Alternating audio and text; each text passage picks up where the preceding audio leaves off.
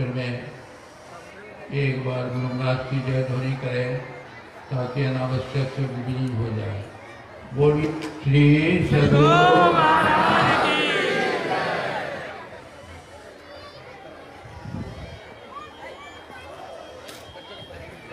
अभी का जो विचारणीय विषय है वह है भक्ति। भक्ति हम क्यों करें ये जानना जरूरी है। कहते हैं कि भक्ति तात अनुपम सुखमूला मिलह जो संत हो हमको। सारे सुखों का जड़ भक्ति करेंगे तो सारे सुखों का जड़ मन फिर दुख का मुंह नहीं देखना।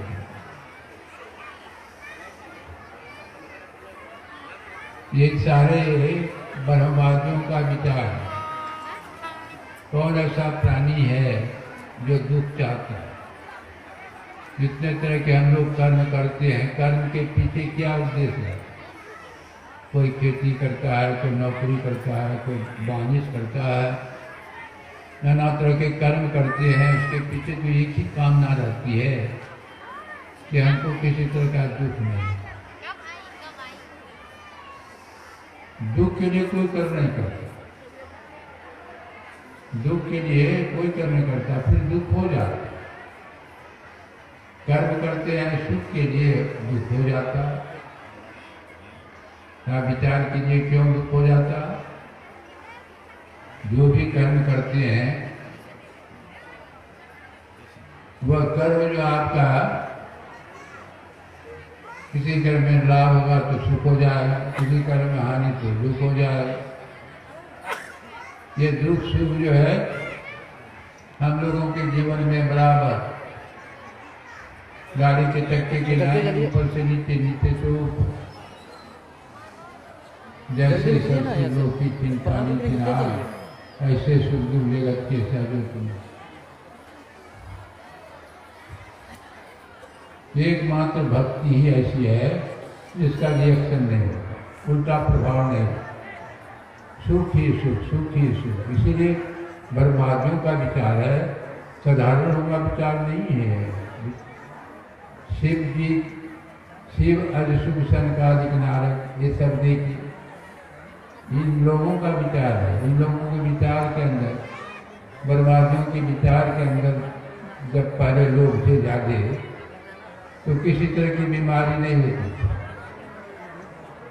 मैंने अध्यात्म से जुड़ करके पहले अपना देश अध्यात्म प्रधान देश शुरू से रहा, लेकिन धीरे धीरे भौतिकवादी देशों का जो हवा आई, धीरे धीरे लोग भौतिकवादी बनने लगे। भौतिकता की ओर ज़्यादा रुझान हो गया, अध्यात्म से दूर होते गया, दूर होते गया।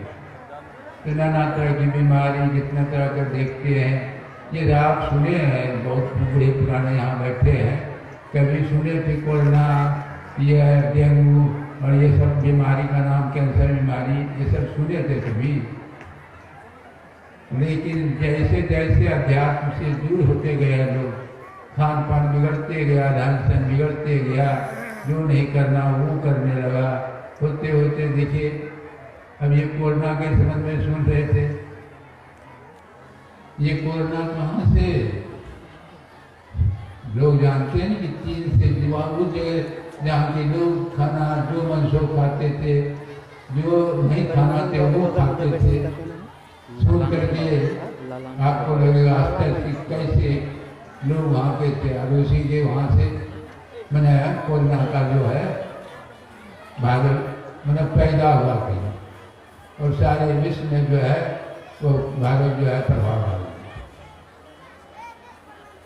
तो देखिए कारण का हुआ कि नहीं, भोजन जो है उसका बिगड़ा, रहन सहन बिगड़ा, खान पान बिगड़ा, रहन सहन बिगड़ा, व्यवहार बिगड़ा, विचार बिगड़ा, सब बिगड़ते गया, बिगड़ते गया। तभी अपने देश में भी जो है, लेकिन अपने देश के भी लोग देख लीजिए कितने जो है आध्यात्मिक हैं, कितने हैं आध्यात्मिक खोजिए, आध्यात्म के रास्ते पर चलते हैं। कितने लोग खान पान सुधरा हुआ है। आप ये तो भौतिकवादी सभ्यता जो है का कारण है कि हमारे देश पर सभ्यता का प्रभाव डाल रहा है। इसीलिए सब महात्मा कहते हैं कि अपना जो सनातन धर्म है, सनातन धर्म वैसा धर्म है कि सारे लोगों का इलाज है, सारे लोगों का इलाज।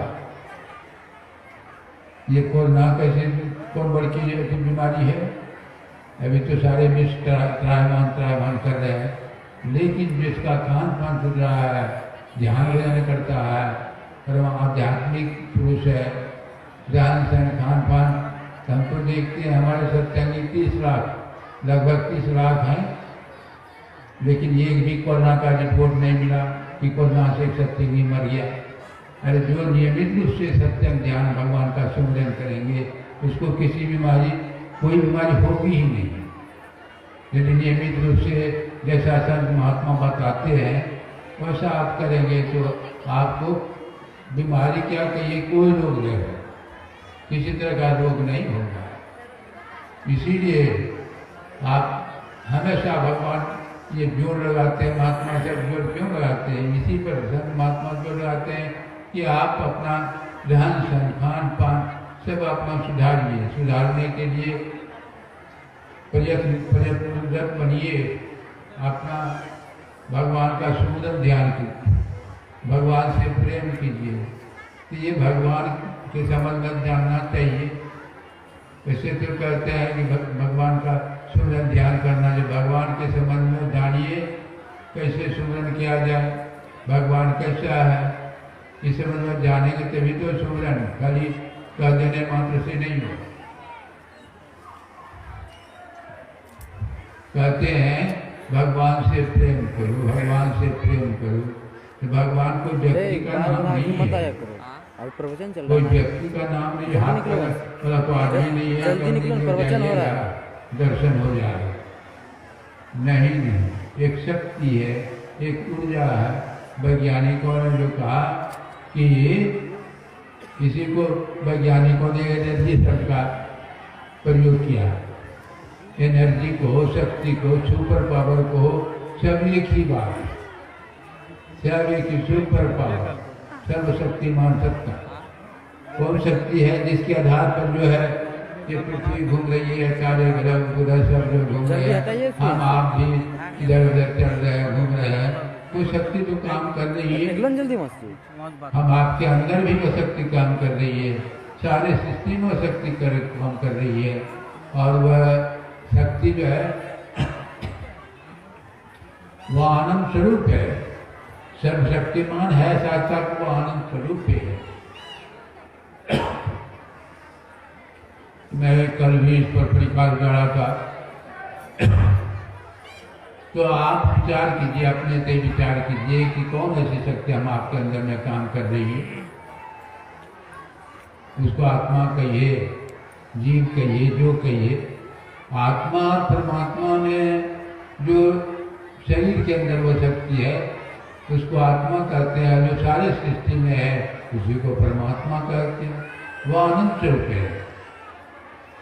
शरीर जो है शरीर के साथ है, इसीलिए दुख होता है।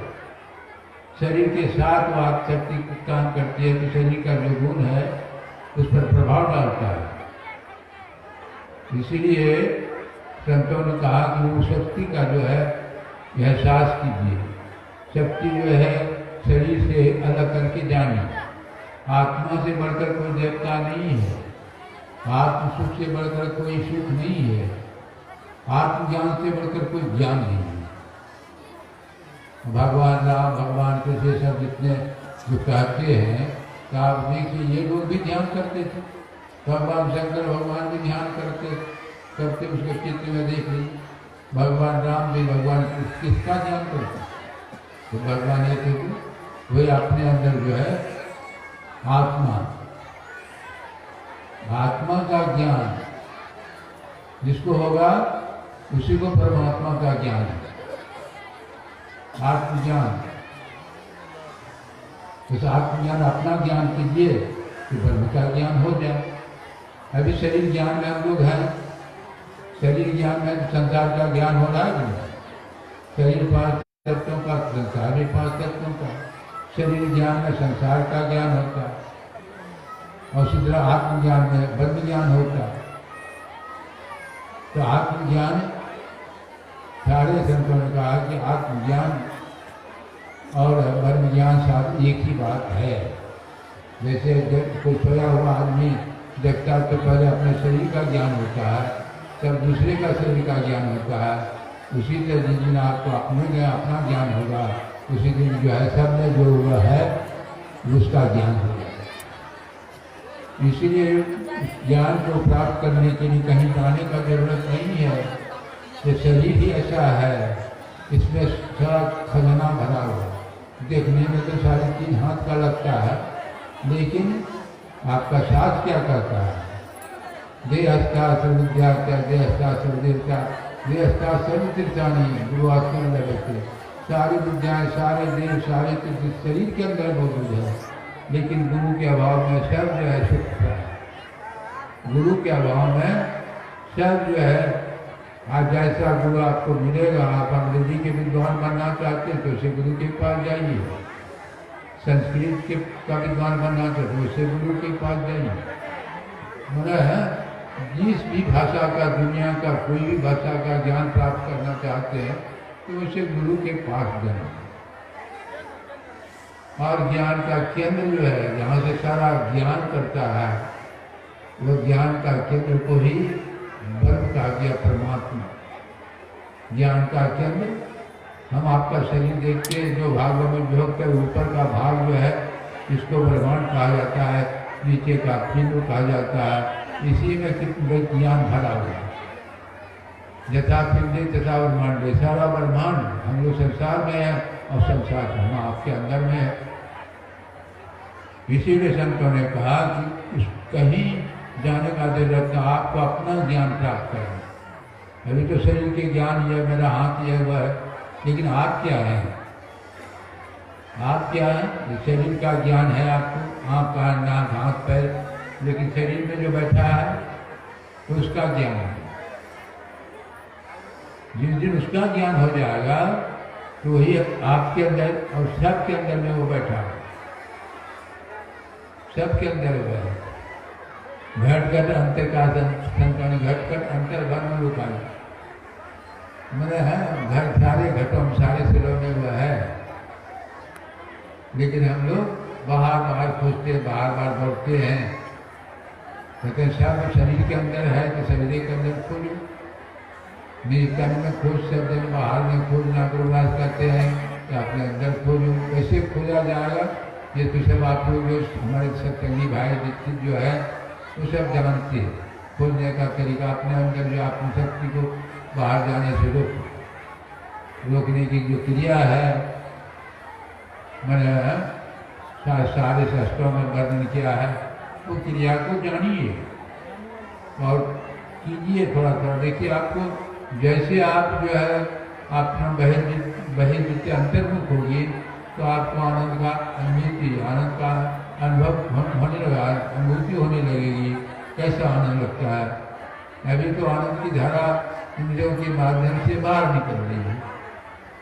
जितने तरह का सुख हम आप लेते हैं, खाने का, देखने का, सुनने का, जो भी हम सुख लेते हैं वो अंदर में बैठा है तभी तक। और उसकी धारा जब इंद्रियों से बाहर निकलती है तो हम लोग कहते हैं कि बाहर के पदार्थों में आनंद है, लेकिन बाहर के पदार्थों में आनंद नहीं है।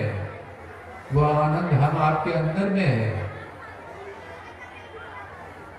अज्ञानता बस हम सोचते हैं कि ये बाहर के पदार्थों में है। तुलसीदास ने बड़ा अच्छा उदाहरण दिया है। अस्थि पुरातन सुजित जान जो अति बलमुख पकड़ो, नित्य आलूगत रुधिर पान करी मन संतुड़ो। जैसे वर्षों पुरानी हड्डी है, उसमें न खून है न मांस है, कुत्ता उस हड्डी को चबाता है। हड्डी की ठोकर जब मसले में लगती है तो खून निकलने लगता है। अज्ञानी जी समझता क्या है कि हड्डी से खून निकल रहा है, वो हड्डी का खून नहीं है, खून तो उसके अंदर से निकल रहा है। अज्ञानता बस फिर जो हड्डी को कस करके चढ़ाता। खून की धारा जब बहुत निकलने लगती है तो उसी खून को पकड़ करके कुत्ता एकदम मस्त है। वही बात है संसारिक विषय के लोग जो है आनंद की धारा, आनंद का सागर हम आपके अंदर में, लेकिन बाहर खोजते हैं नहीं। अपनी धारा को अपने तरफ कीजिए, बाहर जाने से अपने को रोकिए, तभी वह आनंद की अनुभूति होगी। वैसे नहीं होगा तब जो चाहेंगे वो मिलेगा। जो चाहेंगे आप जो है भगवान की एक बात अंतिम जो है, भगवान ने क्या कहा, मम दर्शन फल परम अनुपा जीव पावै निश्चय। जीव जो है अपना ज्ञान की जिस दिन कर देता है, समझो हुआ भगवान का ज्ञान होगा। जिस दिन अपना ज्ञान होगा उसी दिन पर उनका ज्ञान। अनुराग जो निज रूप से जब तीन लक्षण देखिए, संतोष सब शीतल सुरादम देव बंतने निर्मल निरामय एक रस ते हर्ष शोक में व्याप्त लोक पावक स्वर्ग दादा की दशा ऐसी है। इसीलिए अपने स्वरूप से अपना ज्ञान, अपने संसार का काम कीजिए, नेकी की कमाई कीजिए और ये जो विकारों से बच के रहिए। झूठ चोरी नशा हिंसा या शरीर को पाक साफ बना के रखिए, पवित्र बना के रखिए। या ये जो विकार जो है इससे बच के रहिए और ध्यान भजन कीजिए। झूठ से बचिए, चोरी से बचिए, नशा हिंसा पर पुरुष परिस्थिति किसी साथ गलत संबंध जो है सब छोड़िएगा। तभी जो है आपका जीवन पवित्र होगा और तब पवित्र परमात्मा का भी दर्शन होगा। तब आपका जो है जीवन आनंद से भर जाएगा। यही थोड़ा सा मैं निवेदन कर दिया क्योंकि समय बहुत हो रहा है। इसलिए ज्ञान जग में जिन्होंने जिस किसी तरह से सहयोग किया है, तन से, मन से, धन से, तो खास करके यहाँ के लोगों को मैं ताकि उन्हीं के सब प्रयास से ऐसा आयोजन हुआ है। और ज्ञान जग साधारण जग नहीं है। भगवान कृष्ण ने कहा कि श्रीयान धर्म ज्ञान ज्ञान हो गया, धर्म जग से ज्ञान जग मैंने विशेष है। ये ज्ञान यज्ञ है। धर्म यज्ञ तो आप देखे होंगे, किए भी होंगे, तो संसार की जो उपलब्धि मिलती है, लेकिन ये जग ऐसा है इससे ज्ञान की चर्चा सुन रहे हैं और ज्ञान यदि प्राप्त कर लेंगे तो धर्म से मिलती जोड़ते ज्ञान वेद बखाना सारे जो है दुखों का अंत होगा। इसलिए मैं सबों को, यहाँ के लोगों को, यहाँ आप लोग आए हैं जग को सफल बनाने में आप सहयोग किए, इसलिए सबों को मैं धन्यवाद देता हूँ। और गुरु राशि में प्रार्थना करता हूँ कि आपका यह जीवन, भावी जीवन सब मंगलमय हो। बोलिए श्री सद्गुरु महाराज। श्री सद्गुरु महाराज।